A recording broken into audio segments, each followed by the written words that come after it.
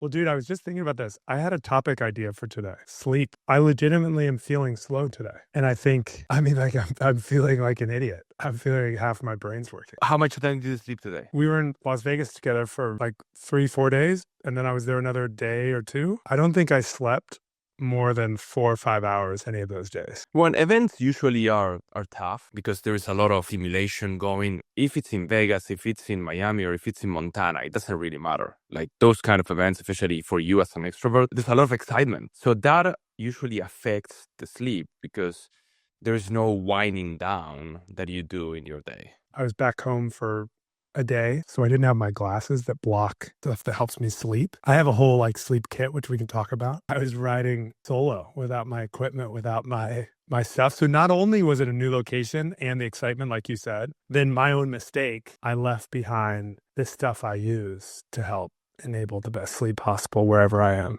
It's normal that we're going to be sleeping less because of all the excitement, because of conversations that are very, very interesting that run until 11 p.m. when we are usually already sleeping at 11 p.m. Think about this in our day-to-day, all the usually exciting, amazing growth mindset conversations, they end up by 7 p.m., 8 p.m., maybe 6 p.m. And here is nonstop from the beginning of the day until the end of the night. So I think that it's normal that our brain is just overstimulated and that we are not going to be sleeping as good as we usually sleep. So that is the other approach, to say, it's fine.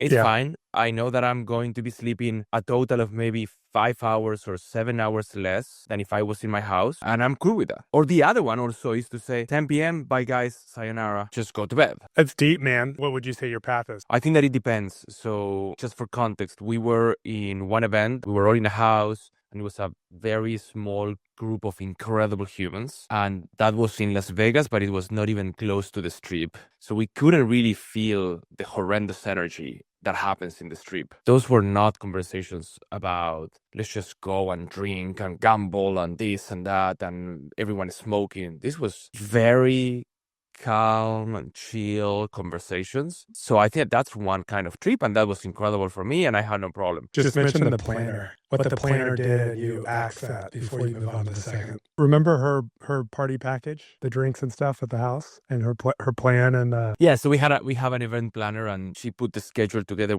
without really much directions from us. And when I saw it, I'm like, no, that's not the kind of group of people that we are. Because she was like, okay, Vegas, they want to party, they want to drink. We're gonna literally start having dinner like at 9 p.m. I'm like, are we back in Argentina? What's going on here? So it's like, no, this is not what we want to do. So it was a whole different trip that we had planned, which is much more chill and in-house, indoor type of trip. Even though we put, of course, hiking and so on, but it was, you know what? No, we're not going to end every day at 11, 12. We want to end at 9, 10. So let's just move the whole schedule. And I would say that was great. I did not really get very good sleep there because my room was shit. I don't know what happened. It was so fucking cold. So that was my excuse for not getting very good. Another thing that I am using, it really helps me. And I discovered this when I was in your house. I was jet lagged, so I wake up and what is my mind saying, or what is my internal commentary talking about? It's like, oh my gosh, I'm so tired. I'm so tired. And then I said, wait a second. I say this shit all the time. Almost all the time that I am tired, I say this thing. What if I flip it? What if I say, I have so much energy? And I know some people listening will be like, oh, but you are lying to yourself. Like, whatever I'm going to say, it can be construed as a lie. I am so tired. What the fuck does that even mean? Yeah. I'm just going to stay in the bed? No, I'm going to go and live my day and maximize my day as much as I can. So why is it helpful to say, I'm so tired? I don't have too much energy. The right thing would be, oh, really? You don't have energy? Go to sleep. No, but I really want to do this. Then flip it. Yeah. Then say that you have a lot of energy. Because if you don't have energy, just cut it short, go to sleep, no problem. Or let me text everyone and say, like, hey, guys, I'm not going to be participating in the first sessions or breakfast. I'm going to keep sleeping 2 more hours. Very valid point. So I realized that this cassette or this CD or this song has been playing for a long time. But catching that at the beginning of last year, so whatever, that was a big one. So just flipping it. I have so much energy. Have you been using that regularly? I've been using it. not as frequent because I don't always realize that I am saying, I'm so tired.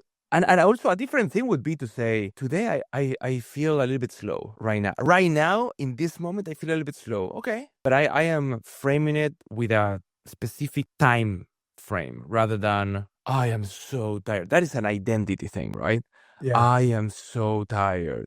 And I don't think that's helpful whatsoever. And some people, that becomes their identity. They're always tired. And then that leads to, I can't operate without my coffee. I got to have 3 coffees, or I'm drinking 5 a day. So you don't drink coffee, by the way. If you drink coffee, just drop a coffee emoji in the comments.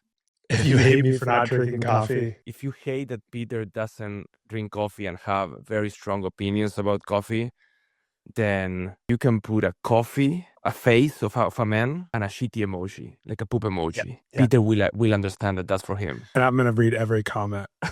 Share with people about your experience with coffee and your strong opinions about coffee. Yeah, it's relatively simple. It's kind of, I want that you polarize the audience. Just trigger them, okay? Yeah, let's trigger them. Let's get them stressed. I think the first thing is it's the most popular drug on earth, right? That's fascinating, just as a fact. Why is it a drug?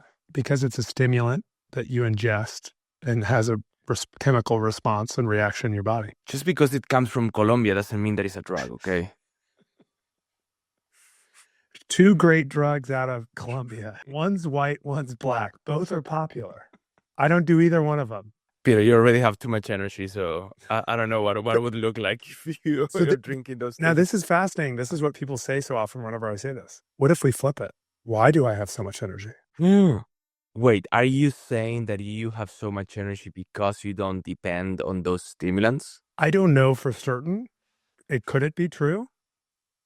Most of the people I know, I have 2 buddies who have never had coffee, high energy people. There's a great book, Why We Sleep, talks through this natural circadian rhythm. And 70-80% of people are in this circadian rhythm where they sleep normally at night and, are up during the day. There's a small portion that are kind of the actual night owls. For most of humans' existence, other than this little tiny blink of an eye existence since Thomas Edison, lights didn't exist. So you had the big light turned on, the sun. You got it to stimulate your eye and start your chemical reaction to be awake. Your circadian rhythm, your cortisol would spike, you'd be awake, you'd be active. You'd kill an animal, you'd catch some food, you'd get some berries, whatever, eat. Then you'd kind of tell jokes and start relaxing. And then towards the very end, we learned how to use fire. So you'd light a fire and that'd give you a little bit of light.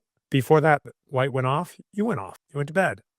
You cuddled, you made children. You played with your children. You did whatever it was, right, as you got ready for bed. That is deeply ingrained in our bodies and our minds. And then suddenly, Thomas Edison has 10,000 mistakes and 1 success, makes light bulbs, and before that, fire, right, for a short time.